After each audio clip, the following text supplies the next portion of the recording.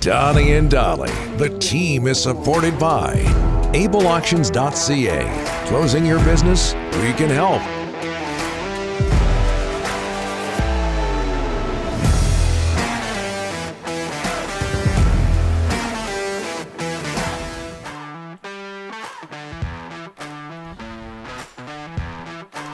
Okay, it is Wednesday, just ahead of Dave Randorf, voice of the Tampa Bay Lightning. All of our guests today, including Dave, brought to you by the Bayside Oceanfront Resort, located in beautiful Parksville, the Bayside. So you get your days all messed up. Okay. It's actually Wednesday.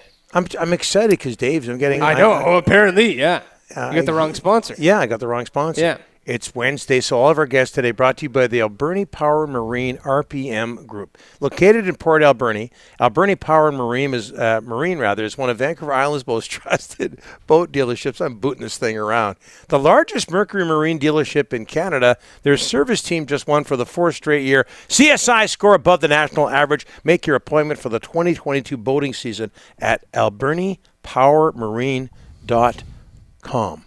Random Goat, by the way, is being suggested as a band name in the Delaney's OK Tire and Langley inbox. What was the cow's name? Peter the Great apparently was the cow at the peony. That you were talking at the peony. The late cow. The late cow. Steer, bull. Yeah. Peter. Tough transition here right now as we bring in the voice of the Tampa Bay Lightning on television, former sports page, or he's a sports page alum. Dave Randorf, how are you, sir? You know, he was one of your favorites, the late Dominic Mobilio. May God rest his soul. I'm proud of that intro that you just booted around there. It was awesome. Yeah. I loved every second of it. Yeah, it took you back. Hey, Lightning, and how are you, by the way? Everything good?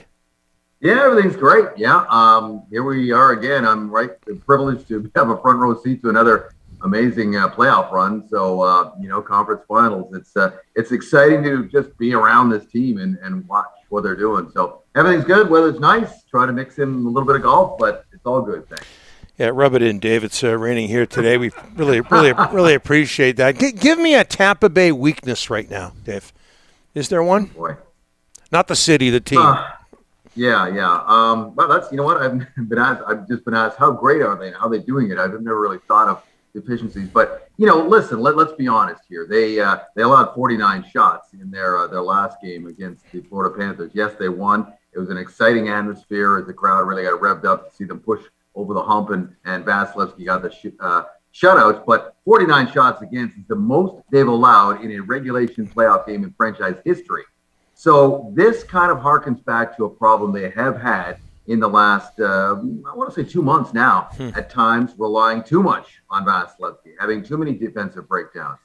I think it's been worse, allowing too many odd man rushes and chances off the rush, say at the end of the regular season, than it has been in the playoffs here. But that's too many chances.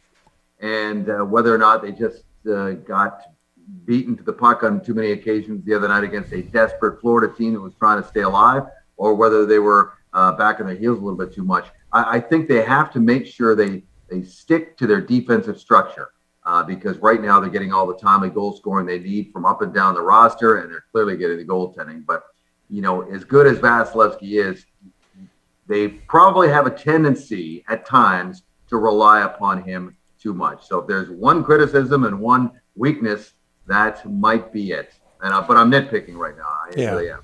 Yeah. Meanwhile, he's the best goalie in hockey. Did you expect more of a fight from the Florida Panthers? Oh, no question. I thought we all did. Nobody. I think I was on record from many forms of media and podcasts and whatnot saying nobody's sweeping anybody in this series. But here we are. I mean, this was the highest scoring team in the NHL, the Florida Panthers, in the last 25, 26 years, averaging 4 goals a game. Lighting up the scoreboard, 8-9 goals, including against the Lightning in the regular season. And for them to be held to 3 goals in 4 games, nobody saw that coming. But I guess it was, looking back in hindsight, maybe a tad predictable because, again, this is a step that they have not dealt with as a group. And every team has to maybe lose and take a bit of a kick in the shins before you can take 2 steps forward. And maybe this is it for a good team. Bobrovsky was not the problem for the Florida Panthers. They just kind of got a lesson In fact, their head coach, Andrew Burnett, said after game 3, when they still had a game to play, he said they have more will and commitment than we do right now.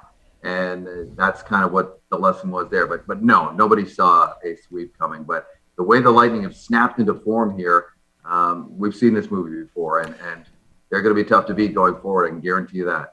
Hey, Dave, every team loves 4 lines. They like depth. I had to do a double take when I looked at who's leading the team in goals. Ross Colton and also Corey Perry, 5 each. I mean, Kucherov's got the points. He's got a lot of assists. But talk about the depth. They lost guys to free agency last year. I know they were bottom 6 guys, but they were important guys. Then they go out and get Hagel and Nick Paul, who scored the 2 against Toronto in Game 7. But incredible depth for this team, Dave.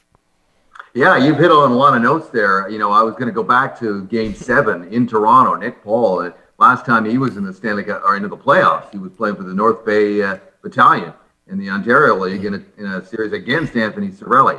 So here he is, practically in his hometown. He's from Mississauga, scoring those 2 big goals. He almost had a hat trick in that game. So it speaks to the depth. It speaks to what this team is about. John Cooper has said it many times. It's not necessarily about how many goals you score, and they can score them. It's about how many goals you keep out of your net. And that's their focus right now. And when you point out that Ross Colton and Corey Perry are your leading goal scorers right now, that's not a criticism of the team. That is a statement. I know that's not what you mean. That's a statement of where they're getting, contributions from up and down the lineup. Alex Killorn does not have a goal yet. But he has played very hard. He's blocked shots. He's being asked to play a checking role. In that first round series against the Leafs, he was playing in a checking role line, mainly a defense first line against Matthews and Marner. And keep in mind, they did this sweep without Braden Point. He did not play one game. He got hurt in Game 7 against the Leafs. So Point hasn't been available, and he has led the playoffs in scoring the last 2 years. It really is a testament to the depth and a testament to that room and that group that they have, bringing in guys who have lots of experience, like Perry, like Pierre-Edouard Bellemare, and then guys that have no experience, like Brandon Hagel and Nick Paul. And for my money, Brandon Hagel gets better and better with every game that goes by. I thought he was flying around the last 2 games, playing extremely hard. He did take a costly penalty. That was a questionable decision to cross-check in Game 3.